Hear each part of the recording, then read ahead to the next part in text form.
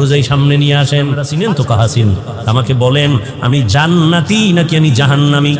বাস এটার ফতোয়া। কে জান্নাতি কে জাহান্নামী দুনিয়ার কোনো আলেমের বলার ক্ষমতা নাই।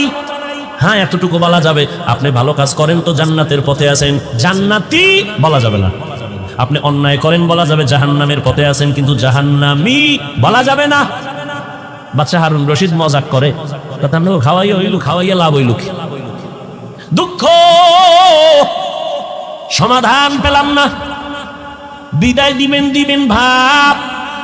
ঠিক এমন সময় উলামায়ে কেরামের মজলিসে একেবারে পেছন থেকে 9 বছরের একটা বালক দাঁড়ায় গেল। বালক দাঁড়ায় বলে, বাচ্চা বেয়াদবি যদি ক্ষমা করে দেন আপনার প্রশ্নের জবাবটা আমি দিব। 9 বছরের বালক দাঁড়ায় বলে, বাচ্চা যদি অনুমতি দেন আমি আপনার প্রশ্নের জবাব দিব। বাচ্চা হারুন রশিদ খুশি হয়ে দেও কই লইব না, সিস্টেম অনুযায়ী সামনে নিয়ে আসেন। উজিরে আজম তারা প্রশ্ন হলো, আমি হারুন রশিদ জান্নাতি না জাহান্নামী? বাচ্চা 9 বছরের বালক কয়, জবাব দেওয়ার আগে আমার কথা আছে। বলো কি? কয় যে প্রশ্ন করে সে বড় না যে জবাব দেয় সে বড়? বাদশা হারুন রশিদ কয়, জবাব দেনেওয়ালা তো খানিকটা বড়। বেয়াদবি মাফ কইরা আমারে সিংহাসনে বসায় আপনি নিচে আসেন।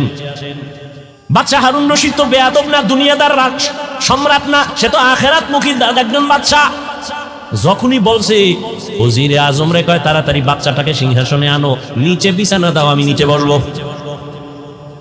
9 বছরের বালকের সিংহাসনে বসাইয়া বাদশা হারুন রশিদ নিচে গিয়া বসলেন। এবার বাচ্চা 9 বছরের বালক সিংহাসনে বইয়াই ডাক দিয়া কয়, রে বাদশা বেয়াদবি মাফ করবেন, প্রথম আমি আপনাকে বলবো কোরআনের ইলম থাকলে তো সম্মান এমনই হয়। কোরআনের ইলম থাকলে তো সম্মান এমনই হয়। এত বড় নামি দামি বাদশা নিচে বসিয়া 9 বছরের বালকের সিংহাসনে বসাইছে। চেহারায় বসে নাই, আল্লাহর দেওয়া ইলমের বরকতে এখানে বসা হয়েছে। ইলমেরা এজাজু করদান বেহিসাব, খলকেরা দাদান জওয়াবে বাসওয়াব, হক না দারত দোস্তে খলক আজারেরা, নিস্তে ই খসলত একে দিনদারেরা। সম্মান কে দেয়? আল্লাহর দেওয়া সম্মান কত দামি জানো?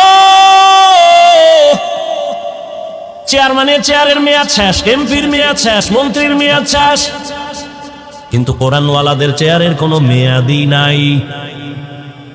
আমাকে মেয়াদ কত? 5 বছর, 20 বছর, মেয়াদই নেই। আর শেষ কিসের?